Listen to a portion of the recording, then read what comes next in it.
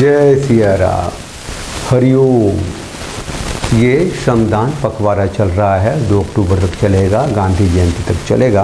आप जब भी कहीं फ़ोन करते हैं तो आपको एक आवाज़ सुनाई देती है, वो पहले सुन लेते हैं फिर बात करते हैं। स्वच्छता पखवाड़े में 1 अक्टूबर को एकजुट होकर 1 घंटे के लिए सुबह 10 बजे श्रमदान कर पूज्य महात्मा गांधी जी को स्वच्छ भारत की स्वच्छांजलि दें। जितनी बार आप फ़ोन करते हैं उतनी बार आपको सुनाई देती है कि आप पूज्य गांधी जी को श्रद्धांजलि दें और स्वच्छता अभियान का हिस्सा बने। ये जो पूज्य गांधी जी हैं उनके बारे में जब आपके कानों में आवाज़ जाती है और आप बहुत जल्दी में भी फ़ोन करने वाले होते हैं और आप अगर गांधी आदर्शों के हैं तो आपको बहुत अच्छा लगता होगा। और फिर भी ये लगता होगा भैया हम तो श्रमदान कर ही रहे हैं, हम तो गांधी के भक्त हैं, हमें क्यों सुनाते हो 1000 बार।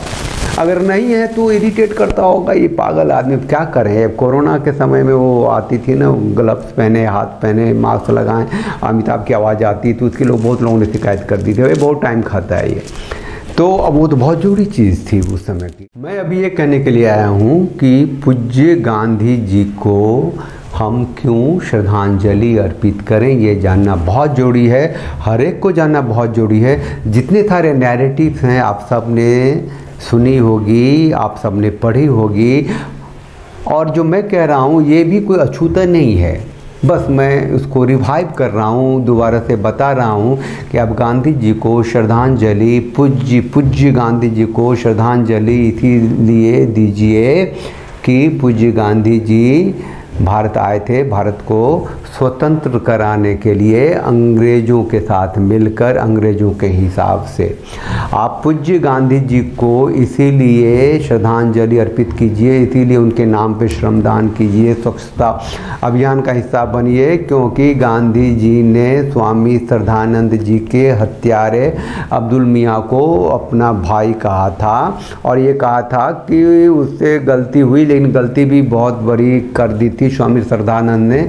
उन्होंने मुसलमानों की घर वापसी करानी शुरू कर दी थी, जो उन्हें नहीं करना चाहिए था। तो स्वामी श्रद्धानंद की हत्या पर उन्हें कोई मलाल नहीं था और अब्दुल जी को जिसने मारा स्वामी श्रद्धानंद जी को, वो उसको उन्होंने अपना भाई कह दिया था। वो जो महात्मा गांधी हैं, अपने पूज्य गांधी हैं, जानते हैं आपको पिछले साल घाना में, वही घाना की यूनिवर्सिटी से उनकी मूर्ति को हटा दिया गया, क्योंकि उनका जो अर्लियर जो राइटिंग्स हैं वो कहता है कि वो गांधी जी रेसिस्ट थे, ऐसा उन लोगों का मानना है। 1903 ईस्वी के उनके आर्टिकल को वो लोग फ्लैश करता है और यूट्यूब पर ट्रेंड कर दिया था कि Gandhi must fall, star hash करके गांधी मस्ट फॉल। तो अब उनका मानना था कि वो कहते थे कि जो रामचंद्र गुहा जी ने भी एक इंटरव्यू में कहा था कि गांधी जी मानते थे कि जो European are the best civilised people और इंडियंस आर ऑलमोस्ट सिविलाइज्ड और African are non civilised people. वो एनिमल लाइक्स उनका लाइफ स्टाइल है, क्या है, ऐसा कुछ कहा था उन्होंने। तो उधर भी विरोध चल रहा है। खैर, मैं इधर आ रहा था कि गांधी जी ने क्या किया था कि राजपाल महाशय जी थे एक, जिनके प्रकाशन से रंगीला रसूल किताब छप गई थी। उससे पहले कृष्ण तेरी गीता जलानी पड़ेगी किताब छपी थी। लोगों ने कहा था गांधी बाबा ये देखो किताब छपी है, ये तो हमारे देवताओं को, ईश्वर की, हमारी संस्कृति की, धर्म को गाली दे रहा है। तो गांधी जी ने कहा था कोई गाली उली नहीं दे रहा, ये उसकी स्वतंत्रता है, फ्रीडम ऑफ एक्सप्रेशन है। अब फिर जब ये किताब छपी रंगीला रसूल, तो गांधी जी 2 पत्रिका निकालते थे, नवजीवन और यंग इंडिया करके निकालते थे। उसमें लिखा कि भैया मुसलमानों को आगे आ करके ये जिसने भी ऐसा काम किया है उसको सिखाना चाहिए, मतलब उससे बदला लेना चाहिए, ऐसा कुछ लिखा था उन्होंने। रंगीला रसूल पैगंबर मोहम्मद की जीवनी पर एक सच्ची कहानी थी। तो राजपाल महाशय की हत्या हो गई थी भाई, और जहाँ मारने वाला, चूँकि हत्या हो गई थी तो वो अंग्रेज का ज़माना था, उसको फांसी की सज़ा मिली, गाजी कहलाया वो। उसके जनाजे में 10,000 लोग उस समय और बड़े बड़े नेता लोग चले गए थे। ये थे हमारे गांधी जी। बताइए वो नोआखली में पूज्य गांधी जी को आप श्रद्धांजलि कैसे नहीं दीजिएगा। नोआखली में डायरेक्ट एक्शन डे हुआ था, 20,000 हिंदुओं को कचर दिया था। कितनी हिंदू औरतों के साथ जो है दुष्कर्म हुए थे। गोपाल पाठा निकल के आए थे हिंदू स्त्रियों को पुरुषों को बचाने के लिए, और मैंने भी उनके ऊपर उनका गोपाल पाठा जो मुखर्जी नाम था एक्चुअली उनका, तो वो पाकिस्तान बनने के लिए था direct action day. Gandhi ji गए थे वहाँ, बोले थे कोई नहीं भूल जाओ ऐसे होता है, फिर हिंदुओं की लाश पे पाकिस्तान बना दिया गांधी जी ने। तो पाकिस्तान बनने से पहले दो और बहुत बेहतरीन काम किए थे उन्होंने। ये पूज्य गांधी जी ने ये किया था कि कांग्रेस का अध्यक्ष के लिए चुनाव जीता था सुभाष चंद्र बोस जी ने। तो क्या किया था, जब चुनाव हो रही थी तो सीताराम भैया थे जो गांधी जी के अपने आदमी थे, और दूसरी भाषा नहीं कहूँगा, तो वो हार गए थे। तो गांधी जी ने कहा था ये मेरी हार है। जब गांधी जी ने कहा ये मेरी हार है तो सुभाष चंद्र बोस तो जीते थे। तो जितने भी कांग्रेस के जो सेवादार थे, लोग थे, कार्यकर्ता थे, उन्होंने सुभाष चंद्र बोस को प्रेसिडेंट बनने नहीं दिया, मतलब काम करने नहीं दिया। उन्होंने एक तरह से हाथ पटक दिए कि भैया गांधी जी ने कह दिया ये उनकी हार है तो तुम कैसे प्रेसिडेंट बन जाओगे। तो सुभाष चंद्र बोस जी ने रिजाइन कर दिया, चल हटा मैं नहीं बनता। तो पूज्य गांधी जी ये थे।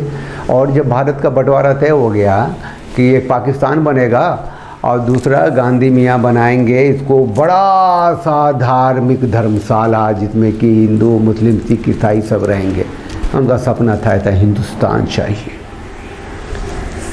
उसके लिए भी चुनाव हुआ था कि पहला प्रधानमंत्री कौन होगा, तो सरदार वल्लभ भाई पटेल 100% वोटों से जीते थे। 15 कांग्रेस कमेटियां थी, 12 कांग्रेस कमेटियों ने वोट किया था कि भारत के पहले प्रधानमंत्री होंगे सरदार वल्लभ भाई पटेल। सिर्फ 3 ने वोट ही नहीं किए थे, वो वोटिंग नहीं करी थी, तो 100% वोट हो गया ना। फिर नेहरू जी प्रधानमंत्री बने। तो पूज्य गांधी बाबा ने, उनको पता था कि देश को कहीं पटेल के हाथों में दे देंगे तो पंगा न हो जाए, उनको जो भारत बनाना था वो तो बनेगा नहीं। फिर जब 21 लाख लोग कचरे गए थे भारत पाकिस्तान के बंटवारे में, जो ट्रांसफ़र हुआ पॉपुलेशन का इधर से उधर में, तो इधर आने वाले ज़्यादा मारे गए थे, बहुत ज़्यादा मारे गए थे।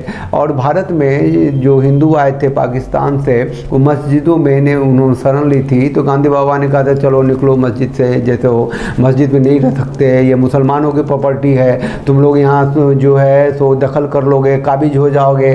और धमकी दे दी कि भैया मैं तो चला जाऊँगा अनशन पे, अगर ऐसा नहीं किया तो। मैंने गोद में बच्चा बूढ़ा सब, बारिश बाहर में, सबको निकलना पड़ा, मस्जिद से निकाल दिया भाई। ये पूज्य गांधी बाबा को श्रद्धांजलि नहीं देंगे आप लोग? यही सब देखा था गोडसे ने। तो पूज्य गांधी बाबा जो हैं उन्होंने इस देश के ऊपर बहुत ही अपना सब कुछ न्यौछावर किया हुआ, अपनी जवानी न्यौछावर कर दी उन्होंने। एक्सपेरिमेंट विथ ट्रुथ कर डाला उन्होंने, अहिंसा से ब्रह्मचर्य सब का प्रयोगशाला बना डाला देश को, और देश को एक बहुत बड़ा धर्मशाला बना डाला। और गांधी 2 हैं मोदी जी। तो गांधी ने देश को जैसा बनाया, देश को बांटा, तो उसको भी आगे बढ़ाने का काम कौन करेगा? गांधी 2 नरेंद्र दामोदर दास मोदी भारत के प्रधानमंत्री 2 टर्म से है, तीसरे टर्म में भारत के प्रधानमंत्री बनेंगे। और संतुष्टिकरण के माध्यम से, तृप्तिकरण के माध्यम से भारत को इस्लामीकरण के मुहाने पे तो ले आए हैं। अगले 5 साल में क्या होगा देख लेना आप लोग, अपने किस तरीके से रिएक्ट करते हैं आप लोगों की प्रतिक्रिया क्या होती है वो तो हम भी देखेंगे। इस ऑडियो के बाद जो आप लोग लिखेंगे, कुछ कमेंट्स देंगे, वो दिल से लिखिएगा, है ना। गांधी की जितनी तारीफ़ कर सके ज़रूर कीजिएगा, है ना। मैंने भी उनके कुछ चीज़ें बताई हैं, उसमें एक भी गलत अगर है तो फिर से मुझे भी पढ़ने की ज़रूरत है, आप लोगों को भी पढ़ने की ज़रूरत है। मैंने जो कुछ कहा कि पूज्य गांधी जी को श्रद्धांजलि क्यों दें।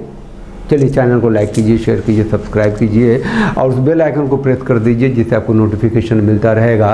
ये देश आपका है, मान के चलिए। बंटवारे के बाद का जो भारत है हिंदुओं का है, सनातनियों का है, इसीलिए देश में प्रजातंत्र है, इसीलिए देश में सद्भावना है। उसको मिटाने के लिए ही इसे बड़ा सा धर्मशाला बनाने की पिछले 75 सालों से कोशिशें जारी हैं।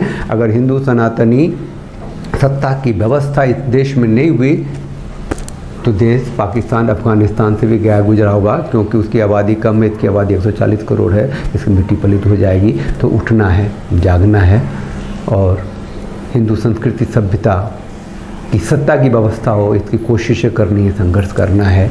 जय सिया राम, हरिओम।